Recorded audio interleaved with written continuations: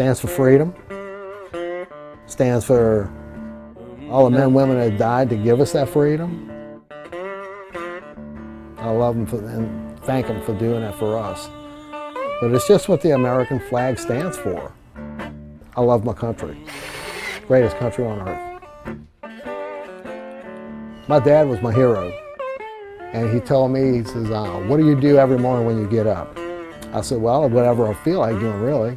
He says, yeah, it's called freedom. Go defend it, just like I did and just like all your uncles did. He said, in fact, go join the Navy. So 2 days later, I told him to get in the car and we drove to the Navy base and I joined. I got really detail-oriented working on aircraft. And when you look at that pilot sitting in a cockpit, you know, something could happen to him and it might be your fault. You better not ever make a mistake. You better be very detail-oriented. And around here, my wife said, you know, if I walk past a picture and it's off a little bit, I gotta straighten it. And it drives my wife crazy. I saw it on YouTube, somebody making American flags, and me, I'm an American flag junkie. I saw how they were made and I said, well, I like doing things with my hands.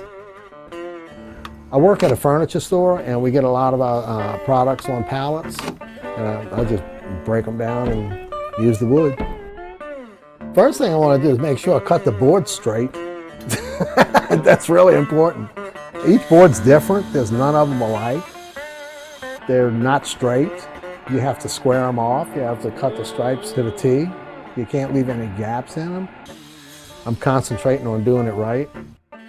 I like to look at the grain in it because I burn them with a torch and it brings all the grain out. The better the grain, the prettier it gets. Before the military, I was kind of a rebel, but now I take my family really, really serious. And the military had a lot to do with that. I just started taking things more serious, things that I have to take serious. Yeah, instead of just pushing them aside, I take everything serious now. I give it more thought. That's Sydney Madison, my squad girl. Huh. Mm-hmm. Yeah, it's my girl. One of our relatives took in a child as a foster child, and they had her for about 1.5 years.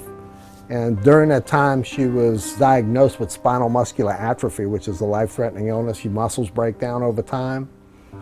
And it was just a lot for them to deal with. They had 2 small children of their own. Then all of a sudden, she had 10 doctors, and they just couldn't keep up with it. The state was going to take her back. But we already fell in love with her. She was like our granddaughter for 1.5 years. We decided to go ahead and take her.